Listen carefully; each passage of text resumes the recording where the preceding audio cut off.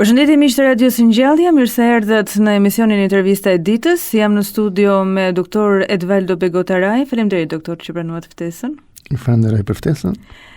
Ju jeni psikolog klinik dhe kërkues. Së fundmi do ta zhvillim këtë intervistë në kuadër të projektit IRLI, në cilën Kolegji Universitar Logos është një nga pjesëtarët. Atëherë, si fillim, doktor, si lindi bashkëpunimi me Kolegjin Universitar Logos me konsorciumin e projektit IRLI dhe çfarë roli konkret luan ky institucion në këtë nismë ndërkombëtare? Dhe njëri ju falenderoj për ftesën. Logos University College gjithmonë ka qenë i ndjeshëm ndaj kërkimeve, studimeve që prekin çështje drejt për drejt në lidhje me të rinjt, me shëndetin mendor të rinjve dhe me miqen e tyre psikosociale. Projekti IRLI është një projekt i cili fokusohet tek shëndeti mendor i të rinjve dhe në bazë të fushës sonë të studimit mbi edukimin, mbi punën sociale dhe mbi psikologjinë, kemi arritur të bëjmë të bashkëpunim me një sër universitetesh të ndryshme në Europë. Arritëm të fitojmë financim për të projekt dhe në leadershipin e Emden University jemi 19 partnerë që bashkëpunojmë në këtë projekt ndërkombëtar kaq të rëndësishëm, që është pjesë e programit Horizon, financuar nga Bashkimi Evropian. Pra, është një rrjet partnerësh të barabartë midis tyre, të udhëhequr nga Universiteti Gjerman Emden. Ekspertiza përfshin fusha të ndryshme, duke filluar që nga psikologjia, pedagogjia, politika sociale, shëndeti publik, dhe ne si Logos University College bashkëpunojmë dhe ofrojmë ekspertizën tonë në këtë projekt evropian, duke mbledhur të dhënat ekskluzivisht për Shqipërinë. Cilat janë problematikat më të mëpreta që prek ky projekt në fushën e shëndetit mendor të rinjve në Shqipëri sipas vëzhgimeve që ju keni bërë deri më tani? Edhe para projektit IRLI, nga studimet që kanë bërë në Shqipëri, fushat kryesore preknin simptoma depresive, izolimin, anksifobik, gjatë periudhës Covidit i shtuan dhe mendimet vetvrasëse, dhe pikërisht këto simptoma të ndryshme që gjendeshin kryesisht në moshën e parë të hershme, ishin dhe shtyse që ne kërkuam të ishim pjesë e këtij projekti, sepse janë disa simptoma të cilat hulumtojnë gjerësisht nga të gjithë bashkëpunëtorët tanë evropian, që do thotë që nuk është se në Shqipëri kemi një rritje ndryshe të rinjve, një rritje psikofizike ndryshe nga vendet e tjera, pra në një farë mënyrë janë disa simptoma të cilat i gjejmë në vende të ndryshme europiane, të rinjt në vende të ndryshme europiane. Duhet nisur që nga mosha 18-19 ku kemi një impakt të vështirë me daljen e parë në jetë, impakt të vështirë me përballjen për ata individ, ata student që lënë shtëpinë e tyre dhe shkojnë në një ambient të ri, dhe aty kemi të bëjmë me një sër problematikash që hasen për të parë, ndoshta në vitin e dytë tani t'i kalojnë, por impakti i parë ku fokusohen jo vetëm tek miqin e tyre psikologjike, por edhe vështirësitë e kapitalit social janë të rëndësishme. Dhe ky projekt pikërisht të kishte si synim të shikonte çfarë mund të bëhet, çfarë nuk është bërë dhe çfarë mund të propozojnë në të ardhmen, duke nisur pikërisht nga ato simptoma fillestaraj që pamë në 2020 gjatë Covidit. Një nga qëllimet e projektit është ndërtimi i një matrice ekspozimi. Doktor Begotaraj, mund të na shpjegoni çfarë do të thotë kjo dhe si do të ndihmojë në kuptimin më të mirë të faktorëve të riskut dhe mbrojtës për shëndetin mendor të rinjve? Atëherë, matrica e ekspozimit, një term në thonjza, është një nga mjetet më novatore që projekti IRLI po zhvillon për të kuptuar më në thellësi kompleksitetin e faktorëve që ndikojnë tek shëndeti mendor i të rinjve. Në këtë rast nuk i dedikojmë vetëm moshës madhore, por edhe moshës minore.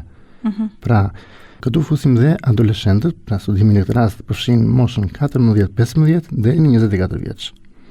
Pra, matrica personifikon një sër instrumentesh psikologjike, sociale, klinike, të cilat në mënyrë paralele hulumtojnë horizontale dhe vertikalisht konstrukte të ndryshme psikologjike. Pra, fjalë për fjalë ne ndërtojmë një hartë dinamike që mat nivelin e ekspozimit të një studenti apo të një grupi studentësh ndaj faktorëve si stresi kronik në familje, mungesa e mbështetjes sociale, përjetimi i traumave, vështirësi ekonomike apo klasike bullizm në shkollë apo dhe përfshirja në aktivitete të ndryshme në komunitet. Profesor, si janë zgjedhur të rinjt, familjarët, profesionistët dhe aktorët institucional që kontribuojnë në pjesën cilësore të studimit në Shqipëri. A ka pasur ndonjë vështirësi apo surpriza gjatë mbledhjes së të dhënave? Shika, mbledhja të dhëna është akoma një proces që po vazhdon. Ka filluar kohët e fundit, pasi morëm miratimin etik. Mbledhja të dhëna fillimisht fillon në mënyrë rastësore dhe më pas në bazë të kontakteve personale do të shtrihet në të gjithë Shqipërinë dhe do të vazhdojnë në mënyrë anonime dhe rastësore, pra do përpiqemi që të kemi të dhëna sa më shumë gjithëpërfshirëse, jo vetëm nga qytetet, por dhe nga zonat rurale. Pra do të mundohemi të përfshim rajonet kryesore në Shqipëri, nëse i ndajmë qytetet në zona rajonale europiane që quhen NAT.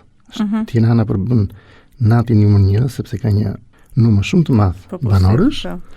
Do krijohet zona NAT numër 2, e cila do të përfshijë 2-3 qytete kryesore të Shqipërisë dhe 2 zona të tjera do të klasifikohen si zona NAT rurale. Është identifikuar rajoni Kamzës dhe është në identifikim një rajon tjetër që mund të jetë zona e Myzeqes. Kjo është akoma në proces, pra akoma nuk ka mbaruar procesi i seleksionimit të rinjve.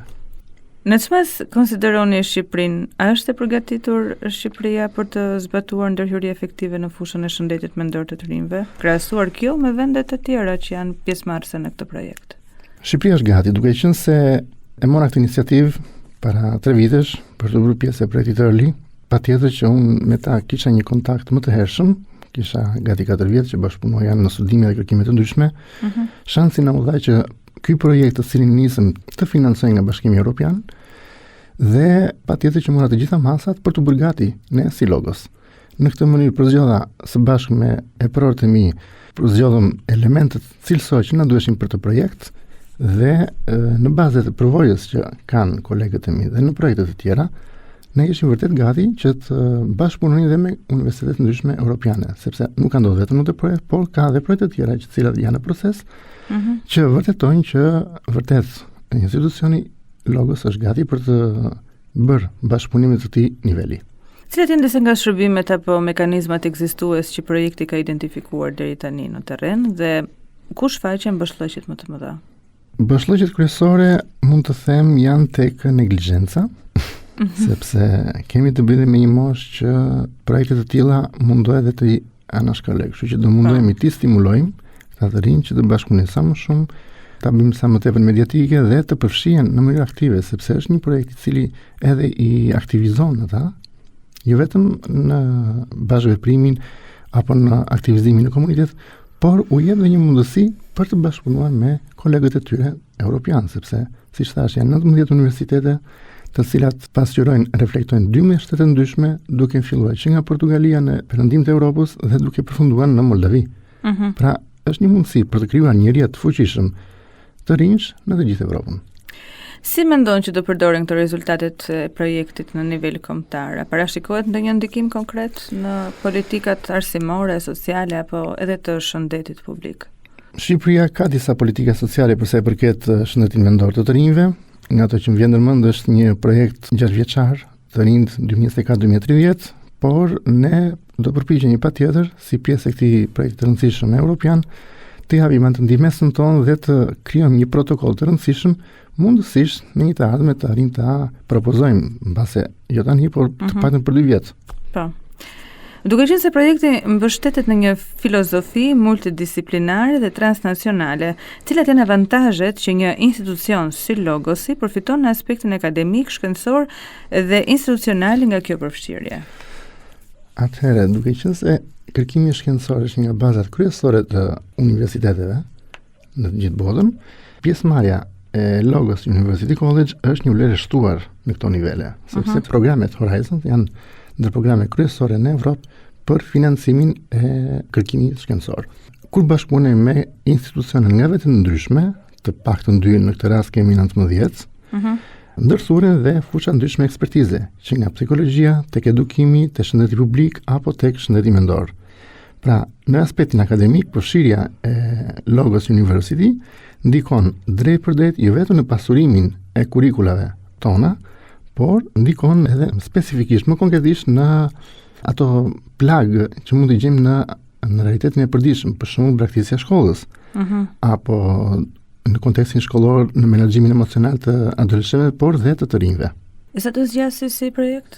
Ka filluar në 2023 dhe mbaron në 2027. Në jemi në cilat hapa momentalisht? Tani jemi atëherë, është bërë skica e projektit, i cili zgjati gati një vit dhe është marrë miratimi etik nga të gjitha universitetet pjesëmarrëse, pra nga Komiteti Etik i të gjitha universitetet pjesëmarrëse. Ishte një proces zgjati shumë, gati 9 muaj, sepse të bësh koordinim në këtë nivel 19 universitete njerëz është pak e vështirë.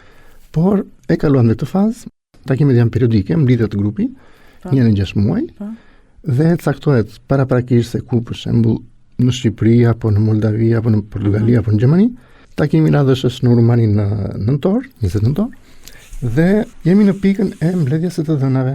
Pra tani po kontaktojmë jo vetëm të rinjt, por kontaktojmë dhe politik bërësit, menaxherët e healthcare apo profesionistë të sektorit. Për të marrë të dhënat nga realitetet e vërtetë. Sa bashkëpunues kanë qenë qoftë institucionet arsimore, të rinjt, familjarët? Duke qenë se jemi në hapat e parë të mbledhjes së të dhënave, mund të them përveç kolegëve të huaj, ne kemi dhe një universitet partner në Shqipëri, që është Universiteti i Meksikës, me të cilin kemi një bashkëpunim të shkëlqyeshëm dhe si përfaqësues të Shqipërisë po bashkëpunojmë për të realizuar, për të paraqitur të dhënat e Shqipërisë në këtë projekt që rëndësishëm, po punojmë bashkërisht. Që ky projekt jetë i suksesshëm edhe ne sigurisht do takojmë edhe në intervistën e fundit kur të përfundoj në vitin 2027. Çfarë kushtesh duhet plotësohen? Cili është qëllimi final? Identifikimi i personave që kanë këto probleme të shëndetit mendor dhe identifikim patjetër, sepse supozimi ka qenë, duke siç thash, duke nisur nga 2020, por është propozimi diçka. Pra ne do propozojmë diçka, çfarë mund të ndërhyjmë që të arrijmë një miqënie psikosociale sa më të lartë për të rinjt nga mosha 14 deri 24. Mirë, profesor, ju falenderoj që ishit pjesë e kësaj interviste. Miq Radio Singjallje, ishte kjo intervista e ditës së sotme, bashkë në dëgjofshim sërish.